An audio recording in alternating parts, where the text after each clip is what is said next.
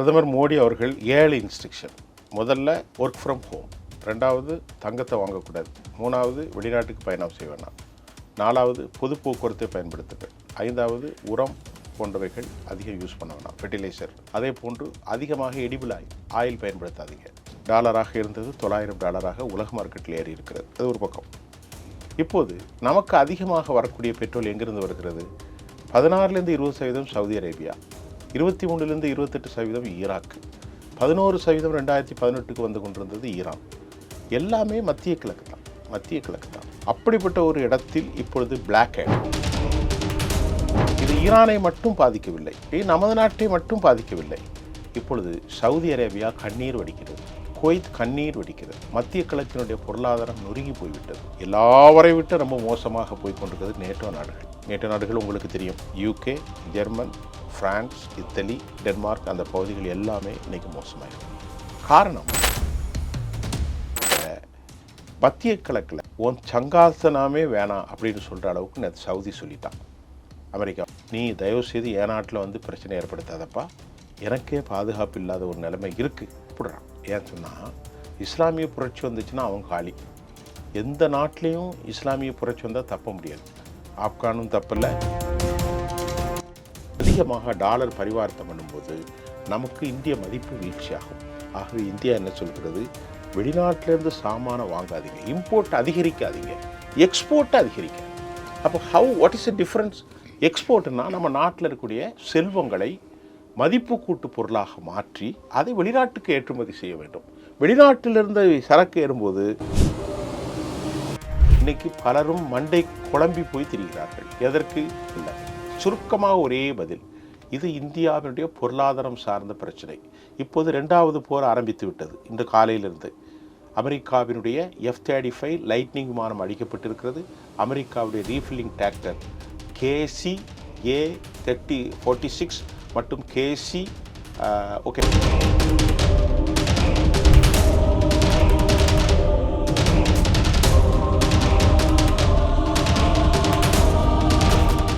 Real one உறவுகளே, நடுநிலையோடு பொறுப்புடன் செய்திகளை வழங்கி பல லட்சக்கணக்கான மக்களின் நம்பிக்கையை பெற்ற நமது சேனலின் வளர்ச்சிக்கு உங்கள் ஆதரவு தேவை. இந்த ஊடக பயணம் தொடர்ந்து வலுப்பெற திரையில் தெரியும் QR கோட் ஸ்கேன் செய்தோ அல்லது டிஸ்கிரிப்ஷனில் உள்ள வங்கி விவரங்கள் மூலம் உங்களால் முடிந்த அளவு சப்போர்ட் செய்யுங்கள். உங்கள் ஒவ்வொரு ஆதரவும் நமது குரலை இன்னும் பல லட்சம் பேரிடம் கொண்டு செல்ல உதவும். ரியல் ஒன் நேயர்களுக்கு வணக்கம். இன்று நம்மளுடைய நேர்காணலுக்கு பத்திரிகையாளர் திரு சூஃபியன் அவர்கள் இணைஞ்சிருக்காங்க. சார் வணக்கம்.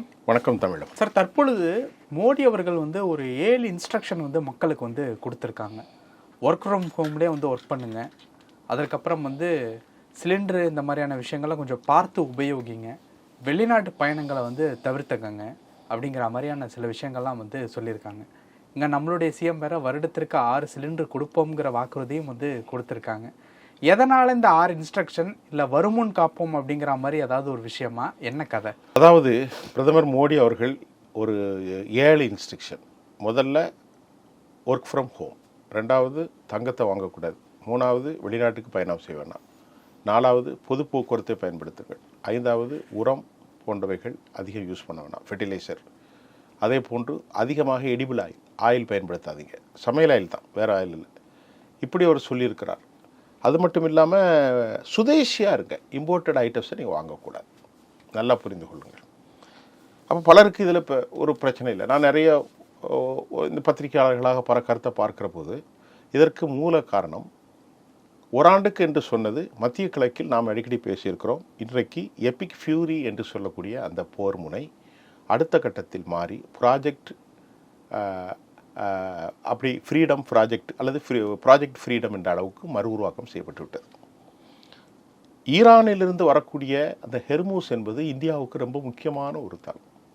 மொத்தம் 32 கிலோமீட்டரில் 8 கிலோமீட்டர் ஆழம் உள்ளது. அது ரொம்ப முக்கியமான தளம். அந்த தளத்திலிருந்து தான் மத்திய கிழக்கில் நாம் தொடர்பு கொள்கிறோம், யூரோப் நாடுகளுக்கும் செய்கிறோம். 4 ஆண்டுகள் கழிந்த பின்பும் இன்னும் ஒரு சமாதான எல்லைக்கு வராமல் உக்ரைன் ரஷ்ய போர்.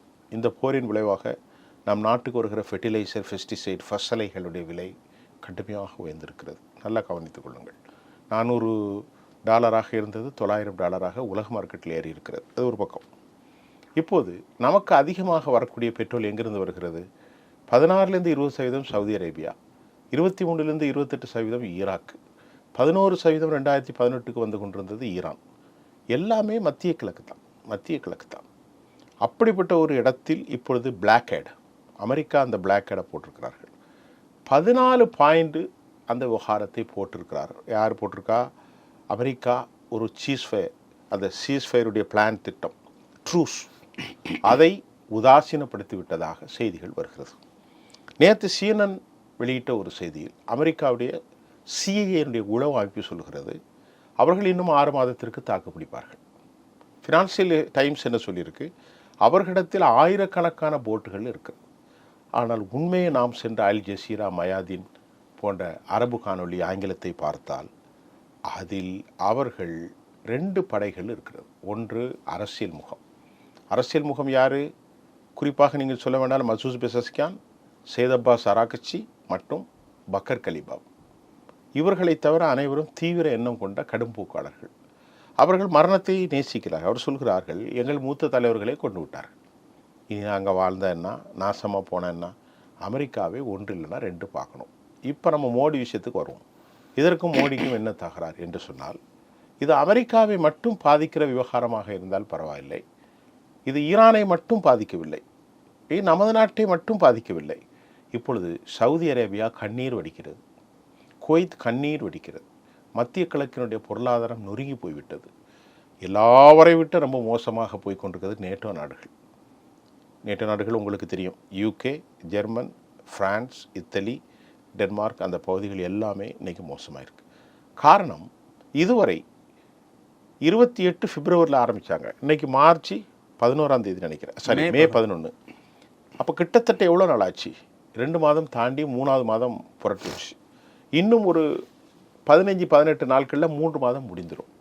அமெரிக்கா வெனிசுலாவில் நிக்கோலஸ் மதுராவை ஆப்ரேஷன் நடந்தது மாதிரி உள்ளே இருந்தாங்க. தவறான கண்ணோட்டம் மாற்றி விட்டது. சரி, இப்போது இந்தியா யோசிக்கிறது, இந்த போரினுடைய வலிமை எப்படி இருக்கும்? இந்தியாவுக்கு இருக்கக்கூடிய சிக்கல் என்னவென்றால், நம் நாட்டில் சுதேசி பொருளாதாரமாக நீங்கள் மாறுங்கள் என்று பிரதமர் மோடி சொல்கிறார். அவர் ஆட்சிக்கு வந்து எத்தனை வருஷம் ஆகிட்டது? 11 வருஷம் ஆகிட்டது. மேக் இன் இந்தியா என்றால் சொன்னார்கள், ஒன்றும் வேலைக்கு ஆகவில்லை. இன்றைக்கு வெளியான நடவடிக்கைகள், IMF போன்றவைகள், மற்றவர்கள் சொல்கிறார்கள், இந்தியாவுடைய வளர்ச்சி மொத்தமாக நம்ம இந்திய பொருளாதாரத்தை பற்றியும் எந்த மாதிரி பாதிப்பு ஏற்பட போகிறது என்று சொல்லுவோம். 6.5%, 5.5% என்று சொல்கிறார்கள். ஆனால் உச்சபட்ச பொருளாதார நிபுணர்களை சொல்கிறார்கள், உண்மையிலே இந்தியாவின் வளர்ச்சி அவ்வளவு அல்ல என்று. ஏற்கனவே IMF சொல்லி பல பிரச்சனைகள் போச்சு. 3.5-4% தான்.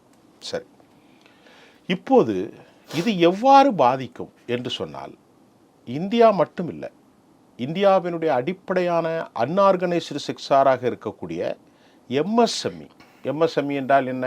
சிறு குறு தொழில் நிறுவனங்கள். அன்ஆர்கனைஸ்டு செக்டார் என்றால் சொன்ன இட்லி கடை, தோசை கடை, காஃபி வைத்திருப்பவர்கள், அவர்கள் 1800 ரூபாய்க்கு ஒரு சிலிண்டர். தற்போது இப்பொழுது 933 ரூபா கூட்டிட்டாங்க. அப்போ ஒரு எக்ஸ்ட்ரா ஒரு 1000 கூட்டிட்டு, அப்போ 2800 அல்லது 2700 சம்திங். இப்போது பிளாக்ல இன்னைக்கு காலையில் கேட்டேன், 8000, 7000, 6000 வாங்குறாங்க கமர்ஷியல். அப்போ அவர்களுக்கு ஒரு காஃபி போட்டால் இவ்வளோ கிடைக்கும். 10 ரூபா காஃபியை 15 ரூபா ஆக்கியிருக்கிறாங்க, 10 ரூபா வடையை 15 ரூபா ஆக்கியிருக்கிறாங்க, 100 ரூபா சாப்பாடை 130. பெரிய பெரிய ஹோட்டல்களில் 180 ரூபா வித்த ஃப்ரைட் ரைஸ் 230, 250 ஏற்றி விட்டார்கள். இப்பொழுது இந்தியாவுடைய பிரதமர் ஏன் 2 கருத்துகள். ஒர்க் ஃப்ரம் ஹோம் என்னவென்றால், இந்தியாவில் ஏராளமான சர்வீஸ் ஓரியன்ட் கம்பெனி தான் work from home. It's not a manufacturing unit. We should know very well. நம்ம கண்டிப்பாக அதை நீங்கள் தெரியணும், எல்லோருக்கும் தெரியும். அப்போ அங்கே ஒரு இடத்துல ஆயிரக்கணக்கான பேர், லட்சக்கணக்கான மக்கள் கூடுகிறார்கள். இந்தியா முழுவதும் தான் சொல்லுகிறேன். நாம் இங்கே ECRஐ போல் எத்தனையோ ECR இருக்கிறது, பெங்களூரில் எலக்ட்ரானிக் சிட்டி இருக்கிறது, எல்லாம் நம்ம நிறைய சர்வீஸ் ஓரியன்ட் வேலை செய்கிறோம். மக்கள் பயணிக்கிறார்கள். ஏராளமான பெட்ரோல், டீசல், ஏராளமான மின்சார பயன்பாடு, இதையெல்லாம் சிக்கன நடவடிக்கை எடுப்பதற்கு பிரதமர் அறிவுறுத்துகிறார். 2வது காலகட்டம், தங்கத்தில் முதலீடு செய்யலாமா என்ற ஒரு கேள்விக்கு, தங்கம் இப்பொழுது இறங்கி கொண்டே இருக்கிறது. இன்னும் ஒரு வருடத்தில் 2 லட்சம் ஆகும் என்று நான் பதிவு செய்திருக்கிறேன். ஒரு பவுன் ஒரு கிராம் கிட்டத்தட்ட 25,000க்கு வரும் என்று நான் சொல்லியிருக்கிறேன். அப்படி என்றால் 8,000, 8 கிராமுக்கு வந்து 2 லட்சம் ஆகும். இப்பொழுது ஏன் இறங்கி இருக்கிறது என்றால் இறங்கியும் ஏறாமலும் இருக்கிறது. இப்பொழுது உலக பொருளாதாரத்தில் டீடாலரைசேஷன் என்ற கோட்பாடு மிக முக்கியமாக இருக்கிறது. அமெரிக்காவுடைய பயன்பாட்டில் 14% டிக்ளைன், டாலருடைய பயன்பாட்டில் 14% டிக்ளைன். இப்போது இந்த ஹெர்மூஸ் எடுத்துக்கிடுங்க. ஹெர்மூஸில் இப்போ நாம் இனி பிஸ்னஸ் பண்ணால் இந்திய ரூபாயில் பண்ணலான்ட்டான். யார் சொல்லிட்டா? ஈரான் சொல்லிட்டு. இல்லைன்னா யுவானில் பண்ணுங்கள், சீனாவுடைய யுவானில் பண்ணுங்கள். நம்ம பிரிக்ஸ் கூட்டமைப்பில் இணைகின்ற போது நம்ம வந்து இந்திய பணத்தை கொடுத்தா யுவானில் கன்வெர்ட் ஆயிரும், அல்லது பிரிக்ஸ் யூனிட்டில் கன்வெர்ட் ஆயிரும். இப்போ மத்திய கிழக்கில் உன் சங்காசனமே வேணாம் அப்படின்னு சொல்கிற அளவுக்கு சவுதி சொல்லிட்டான் அமெரிக்காவை பார்த்து. நீ தயவுசெய்து என் நாட்டில் வந்து பிரச்சனை ஏற்படுத்தாதப்பா, எனக்கே பாதுகாப்பு இல்லாத ஒரு நிலைமை இருக்குது. அவன் பயப்படுறான். ஏன்னு சொன்னால் இஸ்லாமிய புரட்சி வந்துச்சுன்னா அவங்க காலி. எந்த நாட்டிலையும் இஸ்லாமிய புரட்சி வந்தால் தப்ப முடியாது. ஆப்கானும் தப்பில்லை, ஈராக்கும் தப்பில்லை, ஐஆர்ஜிசியும் தப்பில்லை. இவனுங்கள்லாம் மன்னர்கள். யுஏஇ தன் சொந்த பிள்ளைக்கு 23 லட்சம் கோடி எழுதி வச்சுருக்கான். இப்போ இருக்கான துபாயில் உள்ள அதிபர் இதுவும் கேட்குறான் யாருடைய பணம் அப்படின்ட்டு. சவுதி மன்னனுக்கு பல லட்சம் கணக்கான கோடி இருக்குது. வாழ்க்கையிலேயே பல ஆயிராண்டு சாப்பிட்ற மாதிரி பணம் வச்சுருக்கான். அவன் இப்போ என்ன பயப்படுறான்னா, பிராந்திய வல்லரசாக இஸ்லாமிக்கு ஷியா தலைமை உருவாயிட்டு எங்கள் ஈரானில். இவங்க சுன்னா முஸ்லீம், அவர்களுக்குள்ள 2 பிரிவு இருக்குது. இவருக்கு சுன்னா முஸ்லீம் தலைவனாக மக்காவுக்கு போகிறவர்கள், மதீனாவுக்கு போகிறவர்களெல்லாம் இவன் பெரிய ஆளுமை பண்ணிக்கிட்டு இந்த மாதிரி பண்ணிகிட்டு இருக்காங்க. இப்போ இந்த போராட்டத்தின் விளைவாக நமக்கு அமெரிக்காவால் சிக்கல் வந்துடும்னு அமெரிக்காட்ட சொன்னால், ஏன் நாட்டுக்குள்ளே இருந்து நீ அடிக்காத, நீ அடிக்கிறாந்தா வேறு எங்கேயும் போய் அடி, ஆனால் நீ என் நாட்டில் வந்து ப்ராக்டிஸ் எடுத்துக்கோ அப்படின்னு சொல்லி குவைத்தும் சொல்லிட்டான், கத்தரும் சொல்லிட்டான். இப்போ நம்ம இந்த பிரச்சனையில் அவர்களே பாதிக்கப்படும் போது இந்தியா ஏன் பாரப்படும்? இப்போ தங்கத்தை எடுத்துக்கிடுங்க. தங்கத்தை பற்றி சொன்னல, தங்கத்தை முதல்ல நான் என்ன சொன்னேன், முதல்ல வந்து ஒர்க் ஃப்ரம் ஹோமுக்குள்ள காரணம் சொல்லிட்டேன். 2வது காரணம் தங்கம் இம்போர்ட் பண்ணும்போது ஏராளமான இந்தியாவினுடைய பணத்தை கொடுத்து தான் இம்போர்ட் பண்ணணும். முதல்ல 2015 வருஷத்துக்கு முன்னாடி 50 ரூபா கொடுத்து வாங்கின தங்கத்தை இன்றைக்கி 100 ரூபா கொடுக்கணும். இப்போ இந்த வாட்ச் இருக்குது, $1 வாங்குகிறோம். இப்போது $1 10 வருஷத்துக்கு முன்னாடி 50 ரூபா கொடுத்து வாங்கினோம், இப்போ 100 ரூபா கொடுக்கணும். அப்போ நமக்கு என்ன ஆகும்? இம்போர்ட் அதிகமாக பண்ணும்போது நம்முடைய forex cash, reserve cash, forex கேஷ்னால் ரிசர்வ் கேஷ் அதிகமாக டாலர் பரிவர்த்தனை பண்ணும்போது நமக்கு இந்திய மதிப்பு வீழ்ச்சியாகும். ஆகவே இந்தியா என்ன சொல்கிறது, வெளிநாட்டிலேருந்து சாமானை வாங்காதீங்க, இம்போர்ட் அதிகரிக்காதீங்க, எக்ஸ்போர்ட்டை அதிகரிக்க. அப்போ வாட் இஸ் த டிஃப்ரென்ஸ்? எக்ஸ்போர்ட்னா நம்ம நாட்டில் இருக்கக்கூடிய செல்வங்களை மதிப்பு கூட்டு பொருளாக மாற்றி அதை வெளிநாட்டுக்கு ஏற்றுமதி செய்ய வேண்டும். வெளிநாட்டிலிருந்து சரக்கு ஏறும்போது நமக்கு சிக்கல் வரும். இது ஒரு நீண்ட ஆழமான பொருளாதாரத்தன்மை. நான் மேலோட்டமாக சொல்லிவிடுகிறேன். அந்நிய செலவாணி கையிருப்பு நம்ம இடத்துல எவ்வளோ இருக்குது? 650 700 பில்லியன் டாலர்கள் மட்டும் இருக்கிறது. இப்போது நமக்கு 95 ரூபாய் அளவிலே இந்தியாவிலுடைய மதிப்பு அமெரிக்க டாலருக்கு எதிராக வீழ்ச்சி அடைந்திருக்கிறது. அப்போ நம்ம இம்போர்ட்டை அதிகரித்து கொண்டு ஃபாரின்லேருந்து அதிகமாக எண்ணெயை 14 லட்சம் கோடிக்கு பில் வருது, அதிகமாக பண்ணி கொண்டிருந்தால் நாம் மீண்டும் சிரமத்தை சந்திக்க வேண்டியிருக்கும். அதுவும் அதிகமாக உலகத்தில் 2500 டன்னை இம்போர்ட் பண்ணி வச்சுருக்கான் யார்? சீனாக்காரன். ஆனால் சொல்கிறாங்க இதை விட 10 மடங்கு 20,000 டன் அவன்கிட்ட இருக்குது. அமெரிக்கா ஆட்டத்தில் 17,000 டன் இருக்குது. நம்மள்கிட்ட 800 டன் மட்டும்தான் இருக்குது. அதே மாதிரி ஃப்ரான்ஸ்கிட்ட இருக்குது. 5,000 டன்னுக்கு மேலே சோவியத் வச்சுருக்கான். இனி என்னன்னா, ஒரு நாட்டினுடைய மதிப்பு 2 விஷயந்தான் சார். ஒன்று தங்கத்தின் இருப்பு, 2வது கரன்சி பரிவர்த்தனையில் மேனுஃபேக்சரிங் செக்டர் எக்ஸ்போர்ட் அதிகரிக்கவும் இம்போர்ட் அதிகமாக்கும் போது நமது தாளுக்கு, நம்முடைய பணத்திற்கு மதிப்பு வரும். ஆகவே தான் இந்தியாவில் இனி இன்வெஸ்ட்மெண்ட் பண்ணுறதுக்கு கமர்ஷியல் ரொம்ப யோசிப்பாங்க.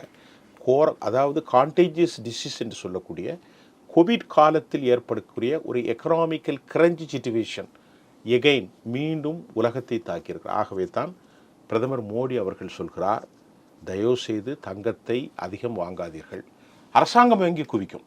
அரசாங்கம் வாங்க, நீங்கள் நிறைய இம்போர்ட் பண்ணி நானும் வாங்குறேன், நீங்களும் வாங்கும்போது இம்போர்ட் அதிகமாகும் போது இந்திய பணம் அதிகரிக்கும். அப்படி இருக்கும்போது பல சிக்கல்கள் வரும். அது ஒரு நீண்ட கால பிராட், அது தனியாக பேசுவோம்.